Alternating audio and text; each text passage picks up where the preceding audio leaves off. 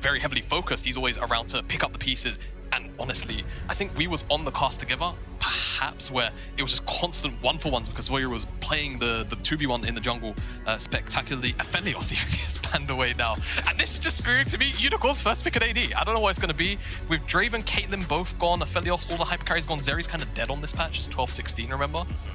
You're probably just looking at Kalista. I think is probably the most viable first pick here. Well, there it is. Right. You've called it, Javad. Absolute profit here next to me on the desk. So now over to Heretics, because you get your first pick of junglers, right? I feel like that's the way that they've got to go. Yes, Poppy, really good at stopping Kalista from playing League of Legends. Press steadfast presence on top of her, and she can no longer use her martial poise, so wouldn't be too surprised to see this one come out. And Shio as well yesterday had an absolutely fantastic performance on that pick. He was absolutely dominating everybody. And Jack Spectra still has the Lucian available to him, so we can anticipate that Nami's going to come in on R3. And now you probably look towards Unicorns, looking for a jungler. Trundle's up and available. It's okay, of course, one-to-one into the Poppy. It's more about what it can provide for the rest of the team composition, though. So I'm looking towards that Trundle, and maybe we get a Kalista support here, but I feel like maybe you want to try and hold on to it for as long as possible. We'll have to see. I will say Wukong, the most played jungler for both of these junglers across the course of this split. But the Amumu going to be locked in. I was hoping deep down we might see a little bit of Soraka alongside that Kalista, a little bit of rogue magic that we saw at the LEC finals. No, the Amumu, the hard engaged support going to come on through for the side of Unicorns, and clearly already focusing on that bottom side. Now, you'd anticipate a jungler to come on through here, but I like this Sejuani because it means that you have a bit of flexibility, right? That could still go up to the top. That could still set up for a really strong 2v2 on the top side as well. If all else fails on the bottom side and you can't win out on the 2v2, you might be able to rely on a very strong top side 2v2 instead. There's the Nami as we expected. So Team Heretics now at this point, what do you really want to go towards? Because you're kind of looking at potentially, you know, the same positions on both sides. So do you just go towards two mid-bans, pick up and pick for Voyeur that's really comfortable for him on R4? I feel like that's maybe the safest thing to do when you're looking at Sejuani potentially being a flex. And as for Unicorns, I feel like it's more or less probably Ivo's champion pool, but they're actually going to focus towards the middle lane with the Silas. I suppose technically still a flex, but yeah, removing that Silas. I mean, Ahri available as well, which I think Ahri has been a very comfortable pick for Heretics across the course of the year. I wouldn't be surprised to see that banned away, as Heretics could continue to focus that jungle role, maybe something like, I don't know, Xin Zhao maybe. Yeah. Just try and take away some of that early pressure, right? Yeah, I think anything that pairs really, really well with the Sejuani in the top side, something that's got auto attack resets just makes loads of sense. Renekton, top side, auto attack resets. Works. It's not a jungler, it's a top laner. Same kind of thought process. I will say, right? the Silas as well actually pairs very well with the Sejuani, so Unicorns somewhat finding themselves out a little bit in terms of that synergies. I think when you look at it though, it's the fact that Unicorns have a Rumu ultimate plus Sejuani ultimate, and those are huge ults for Silas to have, so they're just trying to not have to deal with it. And if they want to potentially go towards something like an Ornn for Scarface, you know, he's very reliable on some of these blind pickable tanks like that, then as well, you just don't want to have that as a potential option for Ivo to maybe lean on. But now as we look towards R4, honestly, pick the layer, really. It depends on what Voyeur really wants. Swain, okay. I like the idea of this, though, because Nami and Lucian, typically relatively short-ranged. If you can have these champions that can provide a lot of space for you, like Swain typically does with that big ultimate, I think it just kind of lets him flourish and do his thing in teamfights. Also, very good into short-range competitions, right? You're already against a Kalista, you're against a Sejuani that wants to be either in the top lane with melee jungle, etc., or in the jungle with melee solo lanes, right? So Swain going to be comfortable there, and it forces out this control mage pick for Ruby in the mid lane. The Trundle comes up through, so it will be Sejuani up in the top lane instead, and now we need to see what top lane matchup Ivo wants for himself. Yeah, I mean, you can kind of do anything in this position as a top lane. You can well, it's not blind pick, you can go a tank, but then you're kind of dealing with Trundle. I would be the kind of person that would call out something super wacky like an Alawi pick, but I don't think it's going to particularly happen here for Heretics. I think you need a little bit more engage, something that can kind of tear apart the... Oh, that's spicy. Well, it ain't engaged, but it's exciting. We get a Mordekaiser up in the top lane for Ivo. I mean, we talked about already the fact that this guy has been consistently playing weak side. The compositions look like he'll play weak side, and then he locks into Mordekaiser. How are you going to dive this? Exactly, that's the thing. Mordekaiser is such an unorthodox pick that you don't get to see so frequently. He works both as a really strong sider, but also excellent as a weak sider, because it's never really a 2v1. He just presses his Archie on you. And I think when you look at this composition of Unicorns right now, you mentioned, right, Swain loves these short-range compositions. Mordekaiser loves short-range compositions too, because it means he's immediately closer to his target if they have to get close to him to do all the damage. I really like this pickup from Ivo, because as soon as you see Scarface go in or Winsome go in, immediately zapped into the Death Realm, and he's going to win that 1v1 inside there and effectively just turn it into a 4v5 from the jump. All right, so let's quickly talk big picture here for our two compositions, because we've got two very aggressive bottom lanes here. Are we still expecting those junglers to be focusing towards the bottom side, or are you anticipating more of a flexible style? I think for use, you can maybe see some focus towards the top side, but you have Kalista. Remember, you have to go down there and give them the time and the resources they require. And I think once, you know, Aibo hits level 6, that window immediately closes. So I think we're probably going to see a full bot side centric game plan from both of these sides here. Well, here we go, our fourth Amazon EU Masters quarterfinal. But before we get into this one, don't forget to claim your August/September League of Legends monthly capsule for all of the Prime shoppers out there for your chance to get some RP Mythic Essence skins and plenty more as well. So make sure you're grabbing that for yourselves. But Lurox wanting to grab some early intel here, threatening the idea of moving forward and dropping a ward onto the chickens, but not going to do it too much just yet. Scarface here, along with his team. It feels like the Unicorns want to get messy with it right from level 1. Yeah, I mean, if they can blow the Swain Flash, Trundle Pillar, really, really powerful into this immobile champion. I don't think they're actually playing with the vision here so well. Oh, good effort. Just for reference, Zoru could not see those two he at couldn't. all. He just knew. He just knew he had an deep idea. down in his heart of hearts. Dropping the little Soraka emote as well. So nothing at level 1 despite the attempt here from the Unicorns. And I like that the Unicorns are coming into a best of 5 here. Their first best of 5 of the tournament. They're hoping it'll be the first of many. But they're coming in, they've got a game plan, they've got level 1 shenanigans. They want to start off on the front foot. They absolutely do. And I mean, they don't even necessarily have to snowball this game out of control either. I think when you look towards, you know, specifically the Victor here in particular, he's always going to have a target to hit. He's always going to be able to dish out a whole bunch of damage. You've got very strong team fighting tools with Winsome on the Amumu. A lot of engaged tools from the top side of Scarface as well. So I think a lot of versatility and a lot of scaling options still available. And even Kalista, you know, contextually, she does scale quite well, right? There is the stigma that she kind of falls off a cliff after 2.5 items. Here we go, all in on the bottom side, and you can expect to see this a lot of times. The Ren comes through, and that is the power of a Mumu Kalista. You get hit by that bandage toss, and you're going to feel the wrath of this bottom lane. Absolutely, Johan was saying, you know, doesn't always fall off a cliff. What it certainly doesn't do is fail to have very strong trades in the early game. And when you look towards Lurox as well at the moment, he's pathing down towards the bottom side. So Jack Spectre and Wyan, they're going to have to watch how they trade with Shiganari and Winsome, because right now it seems like Lurox, at the very least, could be eyeing up an early visit to the bottom side. Yeah, which is kind of what you would expect with the way that these two bottom lanes have been drafted, right? It is all about that aggression in the early stages. And you will say, like, Kalista and Amumu should have the advantage very early on. It's once you get an item in for the Lucian and for the Nami with the Imperial Mandate and the Gale Force, that's when they'll really come alive and start to be able to threaten in the 2v2 themselves. Yeah, and I want to mention something that just happened here, because Blue Resort got forced off of his Grump. I'm not actually entirely sure how it happened, but I think just respecting Shiganari and Winsome potentially roaming up, Lurox had the opportunity maybe to actually slip towards the blue buff, towards the Grump, and get a bit of an invade going. And they still have full information that Blue Resort's here, and you can see Wyan's now come to cover this as well. The control wards there just to give a little bit of extra protection. I was wondering whether or not Unicorns will try and utilize some of the early skirmishing from the Kalista, but they're not going to do it just now. Just yet. Lurox is here to at least brute force this Scuttle Crab for himself, and might be able to move up to the top side off the back of this as well. His Krug's still available, but you see quite a lot of junglers happy to forego the Krugs. He wants to fight the blue into the jungle, as you said, wants to threaten here. Winsome, though, takes a heavy trade for his trouble, pressuring in the bottom side, but Blue Resort, that's the second time a camp has been reset away from him, kicked out of his own jungle here.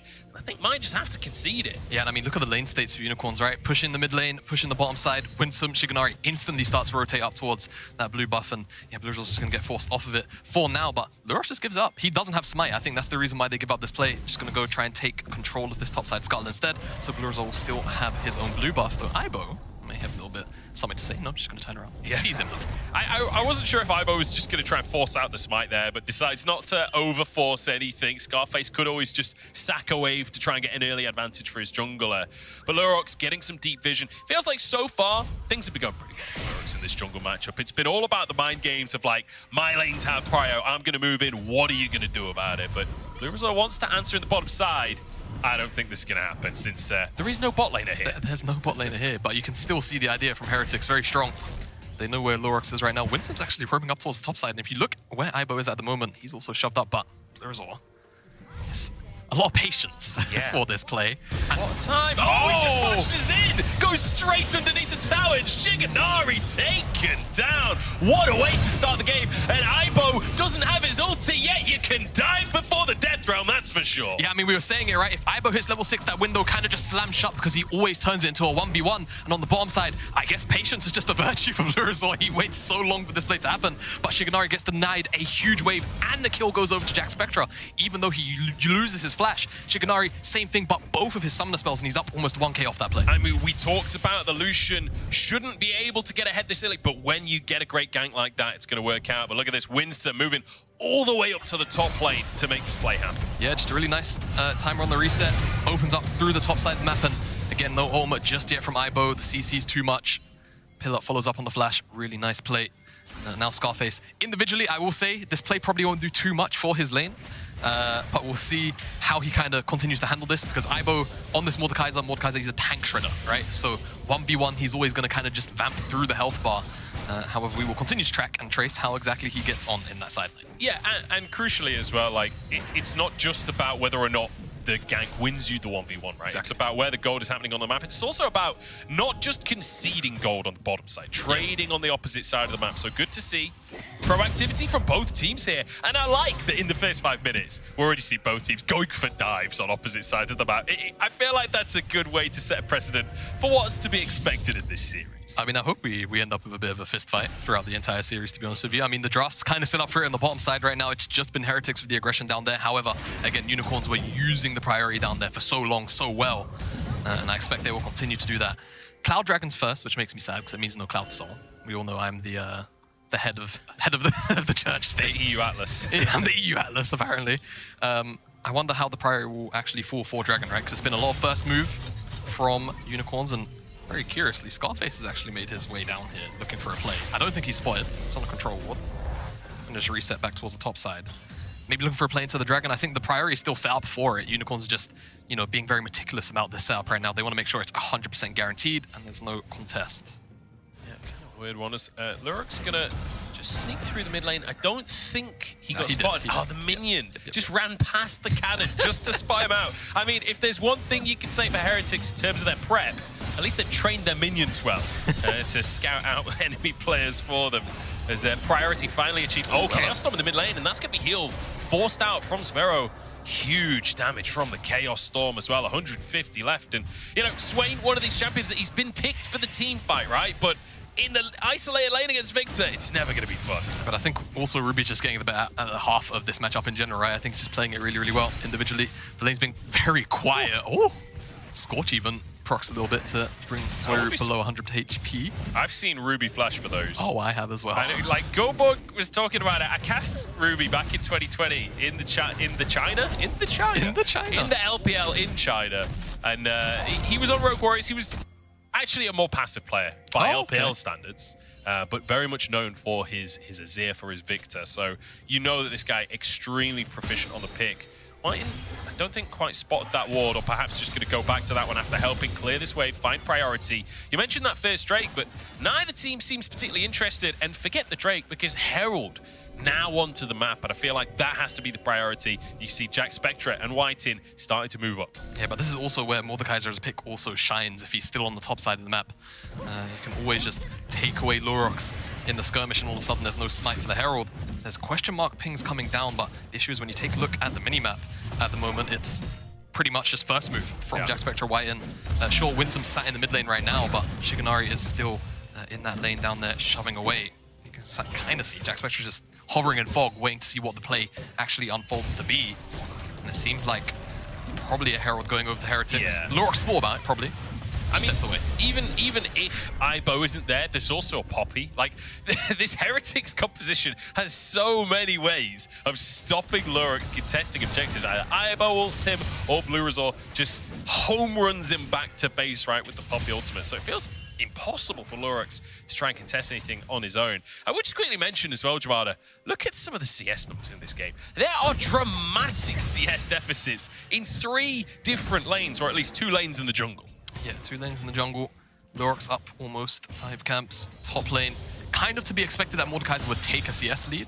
I think a little less in the context of he did get ganked very early on, so still doing very well for himself. Mid lane as well, though, we've kind of expected that, and seeing Zoru get pretty heavy-handedly bullied out as the bot side engage even. All in, Winsome looking for the rest of the damage. Oh, goes wide on the bot! Oh, the damage coming out from that Q! Jack Spectra just destroys Winsome, and now Blue Resource here as well. Shigenari, he's seen this before this game, and he does not like the look of it. He just got one shot, man, trying to move forward. Couldn't even reset like a third of his health. He couldn't even react with the flash. Like, he just died. I mean, that's kind of the threat, right? You go in before that level 6 is in. If that play has the Ulma available from Winsome, maybe you can chain it with an Ulma into a bandage toss and the follow-up can come through. Just go for it. Jack Spectra reaps his rewards. Ruby underneath the tower. Yeah, this actually could be really bad news for Ruby. Chaos Storm comes on out, though, and looks like it's just going to be ult for ult. Both mid laners walk away with their lives, but it will be Ruby to grab priority once again, and that means Lurix can kick this dragon off. So first strike of the game, it'll be 10.5 minutes on the clock, so fairly late soul in this one if we do see that 5-minute timer used and abused by the Unicorns. It's actually roll of the dice. What's the next dragon? Oh, wait, never mind. It's actually going to be fought over. Yeah, I don't think we're going to see this go down just yet. Blue Resort coming on in.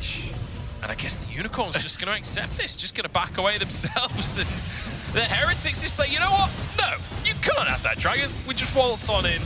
And the Unicorns run away with the tails between their legs. Yeah, all right. Unicorns paying a lot of respect here to Heretics as they come back for the reset.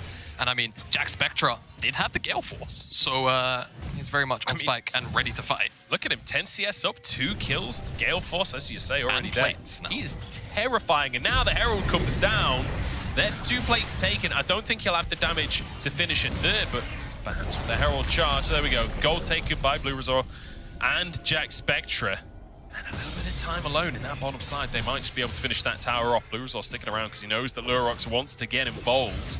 But I don't think that this 3v3 goes well for the Unicorns right now. No, it definitely doesn't at the moment. I think just having that item advantage for Jack Spectra just gives them that slight edge. And not only that, Winsome wasn't level 6 until that wave just crashed. Of course, roaming so much, you're going to fall behind the next P a little bit.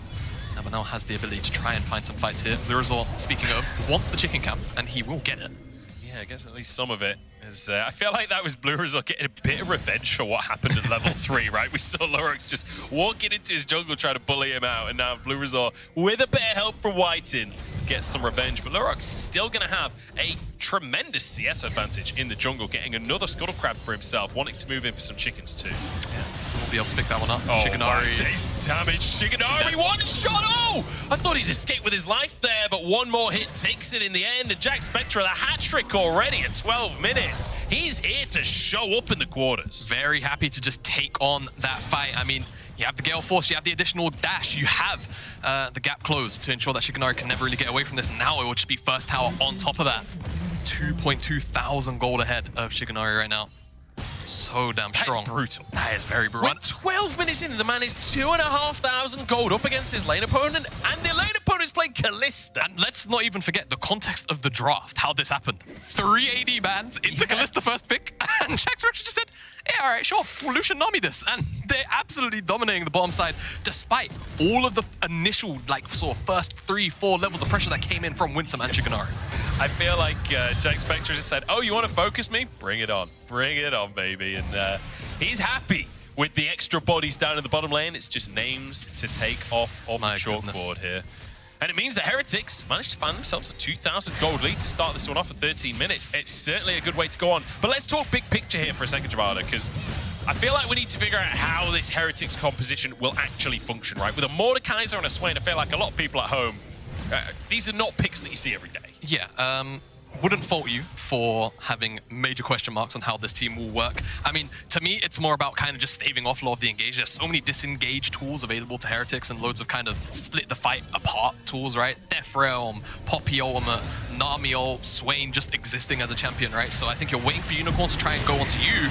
Hello. Oh my goodness, Ruby and Sparrow, just the second they see each other, it's like, boom, smack that Arky. Oh, Sparrow, 1 HP right here. Ruby can't finish it though, has to back away because Blue Resort, White and threatening.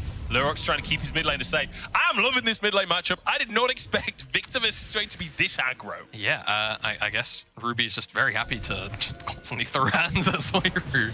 Here is now Heretics. I like this. Oh, Never mind. Scarface in gets the stun onto White in. But they've got nothing. Blue Resort.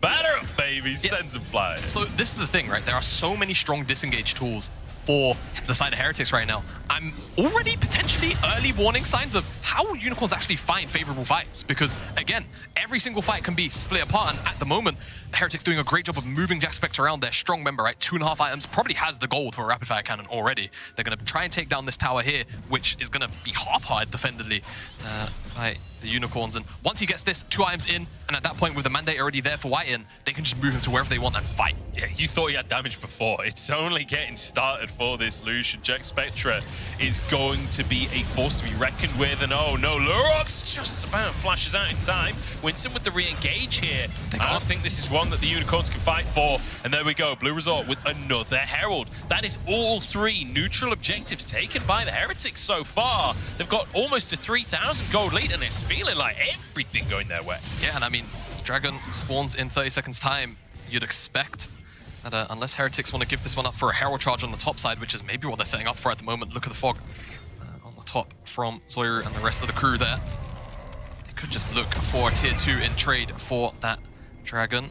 I think Unicorns kind of have a bit of a read on what's going on, and this is the problem. With Mordekaiser on the bottom side, he's weak siding. Who's going to kill him if he presses his Archie? He's gonna just buy an extra 10, 15 seconds always, and that's just going to give so much time and tempo to Heretics to continue their play up here. Shikanari playing with fire a little bit here, because I'm not sure Blue Resort will be scared to dive at this point. Nope. Just going to slam the Herald down. Yep. Tier 2 under threat, as you say. The Herald play on this top side, and they just have to whittle this tower a little bit more. The Herald won't actually... Oh, it does manage to finish it off. It does manage to finish it off, and now White's slowed. Here comes Scarface. The engage finally here from the Unicorns. It's time to get a bit of revenge with a flash from Blue Resort to escape. Scarface can't find more. It's a pick for a tier 2. Yeah, I mean, a pick for a tier 2, it's still a down trade in gold, but not only that, the Herald is going to get another charge, and on the bottom side, Unicorns didn't even pick up the Dragon. So when you think about it like this, now Heretics have the opportunity to potentially reset, make it back towards the bottom side of the map, and still fight for this Dragon, and still potentially get to a snowball's opportunity to have a soul early on. This is feeling rough for the Unicorns here in game number 1, especially when they're up against their old top laner.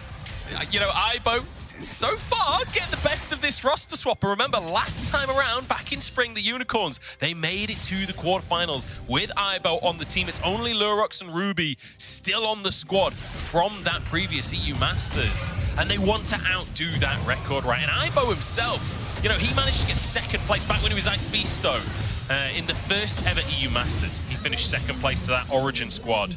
But now, it's been a long time since he's made it past the quarterfinals. Oh, Ruby gets caught by the culling, but the silence comes out from that Chaos Storm to dissuade the aggression.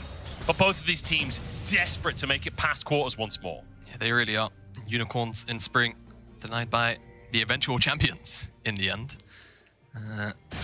Both of these 2 teams here, both champions of their own regions domestically. And isn't it crazy as well? The champions that denied them, K-Corp, despite 4 LFL seeds being here, didn't make it this time around. It feels like so much has changed since spring. It's crazy. Yeah, it really is.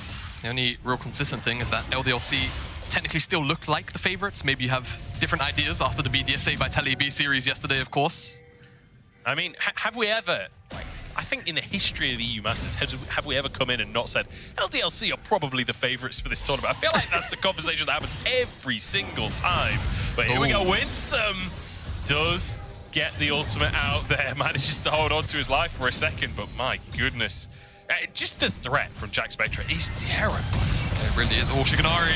Stunned underneath the tower. He's going to go down. No flash down safety. Blue Resort in trouble. Instead, as Aibo tries to push forward, Winsome survives. Everybody's still going. Somehow, as Ruby pulled back in and then sent flying as well. Sveru just, he's the pitcher, and we've got Blue Resort as the batter. Oh, that's great. That's really great. But again, you kind of see the compositions in action, right? Unicorns, they tried to move forward, but again, too many tools to split apart. The Unicorns engage. Scarface gets ulted into the Death Realm. Ruby gets sent flying with the ultimate from Poppy. Yeah. And this is the right. I feel like that fight, and you'll see it in the replay, or if we get a replay. Nobody died, so actually, I wouldn't be surprised if there's no replay. Yeah. But you kind of see the issue with both of these compositions when it comes to trying to take towers. You don't have any range. It's difficult unless you're willing to just hard commit to diving under the towers. So what you're saying is, Munch, and I'm just going to ride with this one, fist fight, 45-minute game, no one can siege. We go in Meet and River. Meet and River. Agree. It's like a showdown at high noon, right? Draw. But yeah, let's look at this fight again, because Winsome, just rotating a little bit late, gets pulled in by the Fate's Call. Really nice from Shigenari. And the engage kind of just follows as Shigenari takes a step too far forward, gets pulled in, gets knocked into the wall. You can see the tidal wave really great. The flash eventually comes forward, and Ivo just splits apart the fight. Immediately removes on the frontliners, and Unicorns are down a team fire. Bar up for Zoiru and Blue Resort, and they just disengage the fight. They don't really have to do much more than that. I just love how difficult it is for the Unicorns to dodge everything, right? When you've got multiple Claw of Dooms coming in from both the Swain and the Mordekaiser. You've got the Popule, you've got all of the skill shots from Nami to worry about. There is so much that you have to dodge. The footwork has to be perfect from the Unicorns. And that's not including the fact that Lucian will one-shot you if you step out of line for just a second. But here we go. The Unicorns want to contest as Heretics currently complete control of this top side. Yeah, there is no vision here for Unicorns. It's mostly darkness. They're still looking for an engage. It goes a bit wide. Does go a bit wide here. Lurik's going to be cooled down here for a second. Oh, 1 HP! The tidal wave nearly finishing as the Visions of Empire won't quite find its mark. And Lurox walks away just about. The skin of his teeth here. But Heretics continue to control the Baron area. Yeah, they can just threaten this. Lurik's just got Chung Tower. He's got to go back to base.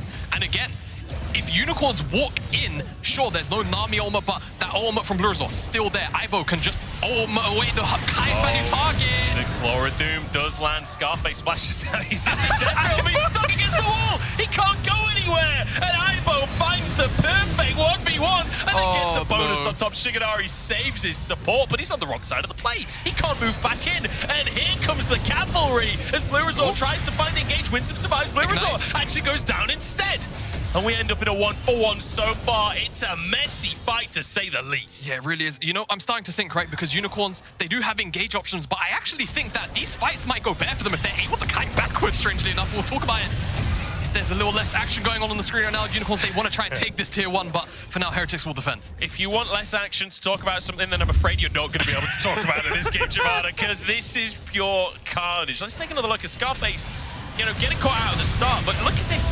Stuck against the wall. He's in the edge of the death realm. Yeah, it's obviously kind of hard to see in the spectate, but my imagination tells me that the ring is probably keeping Scarface in that little corner of the entrance of the river there. Ibo's there, rolls his sleeves up. You want to replace me?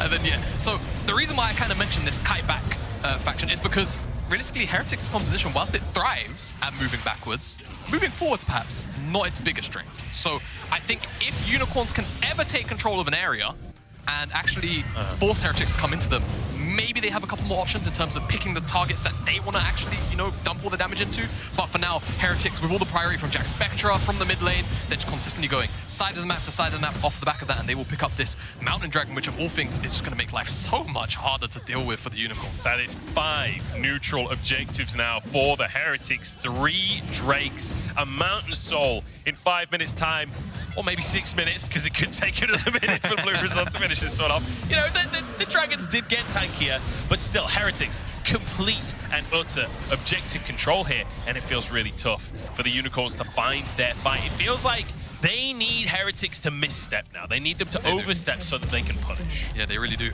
Someone like Jack Spectra has to just step out of line just once. You know, we saw it a little bit in groups where he was getting a little bit over-eager from time to time, but that hasn't been the Jack Spectra we've seen so far in this opening game of the series. He's been pretty on point. Sure, you know, the early laning phase didn't go the best. Kalista and Amumu, Winsome, Shigenari, they did a fantastic job of keeping the Lucian Nami down, but once the plays started to actually roll through, the plays where people were interacting with one another, and it wasn't just about the rotations first, we started to see it was actually Jack Spectra Whiten coming on top of this matchup down there. And also, when it came to that bottom lane, right, it wasn't a 2v2 in isolation, right? We saw I mean, Blue Resort diving at what was it, level 5, something like this, to get onto Shiganari right early on, gets Jack Spectra ahead. Now, Jack Spectra, 24 minutes in, he's got 3 items to work with already. Infinity Edge finished. Look at the difference in these bottom laners, right? Just the shield bow and then a rage knife as well. 3.6 thousand gold difference between our AD carries. Every other lane is practically even. Yeah, I think one thing I will highlight is that Ruby is currently up in items against Sawyer, and the items are slightly more expensive. Shadow Flame second, right? You're going towards Rylai's for Sawyer, so I think they could potentially fight in and around this Victor at the moment. My only real concern is, will they be able to blow up the Lucian before he blows somebody else up on their side of the team? So I think as Heretics continues to play out this, mid lane priority into just go to the side of the map you want control of, we're going to see Unicorns continue to struggle. And again, I think if they could get in front of an objective first, yeah, there is an opportunity for them to win the fight, because Heretics moving forward with this team composition is a little less threatening, shall we say, compared to being in front first, being able to go, all right, we're going to tidal wave this choke point, we're going to just immediately take away somebody in the death realm that's gone forward first on the Unicorn side. Oh no! He has to lose somewhere. Yeah, he can dominate bottom lane, he can dominate the mid-game skirmishes, but he can't quite dominate the red buff. There we go, finally taken with the help of Whited here. And I'm just impressed by Jack Spectra so far today, and I'm excited to see what he can do in these skirmishes, because one of the criticisms, like globally, of this Lucian pick is, can you keep the ball rolling? Can you keep the snowball going enough that you can finish the game and find your advantages? Scarface looking for an all-in. Jack Spectra with a good cleanse, though. And Blue Resort just sends another one flying. I think, honestly, Poppy, I feel like a lot of junglers just love her because of the entertainment value of that ult. Yeah.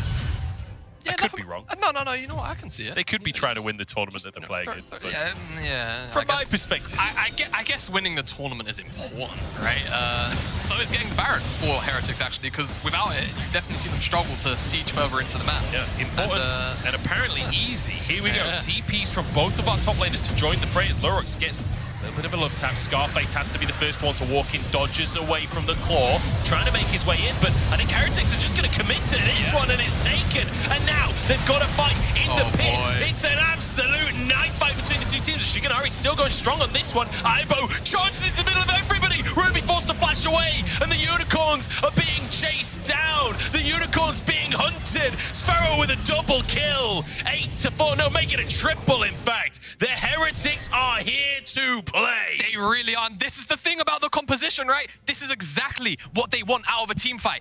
Unicorns, they try to advance forward. Lorx tries to get into the pit, and you're going to see it immediately in the replay. Just gets Death Realm. And as soon as that Baron is at about 3k, they just say, all right, we can burst it down. There's no threat of a smite. Take a look at this. Ivo does such a good job. He peels off the Baron and immediately just, yoink, you're with me. No longer are you in Summoner's Rift. And at this point, the fight is effectively already over. They've lost the Baron, and Zorio is in the middle of all 5 members. No one's killing him. He's slowing everybody down with the Rylai's.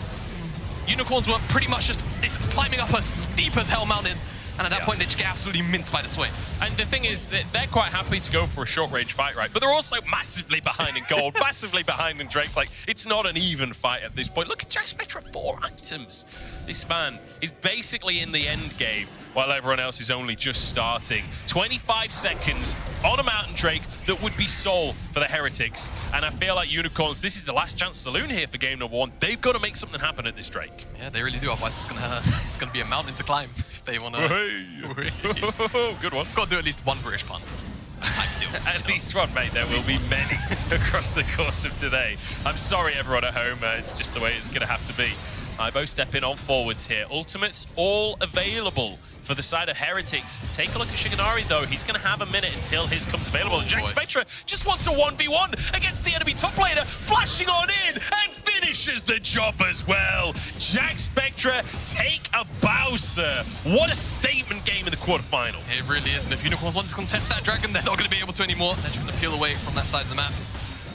What a standout performance from Jack Spectra, but of course just an explosive game number 1 from Heretics so far. Lord Dowers, myself included. And this is definitely the kind of performance where you say, all right, hold on. Maybe this can be a very, very close series. And I want to quickly mention something as well, because I feel like in a lot of these games where the AD carry's popping off, a lot of people want to give a lot of credit to like White to Blue Resort for setting him up, and absolutely, these guys have been instrumental in Jack Spectra getting to the position where he can carry like this. But you also have to give props to the AD carry for being able to take that lead that was gifted to him and take over the fights in the way that he is. Yeah, you do. Solo lanes in general have been really strong so far for Heretics, and I think the picks just make so much sense for the composition. Oh dear, that is disaster. The face call used. Now Shigenari might die to the tidal wave, just about escapes his Winsome. Gonna go down. Jack Spectra untouched on the back line, and here comes Aibo on the backside. Lurok's in trouble, stuck in the death realm. 1v1ing a Mordekaiser, and that ain't a 1v1 that he can win. Heretics finishing in style here, finishing fast, and showing us what the LVP are made of. It's going to be a sub-30-minute game number 1 victory for Team Heretics here.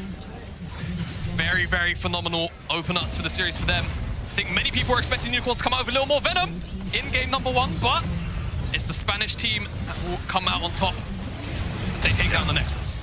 Fantastic stuff from Heretics coming in. Super strong game number 1. A great draft to work with. I love the different tools that they had. And also a draft that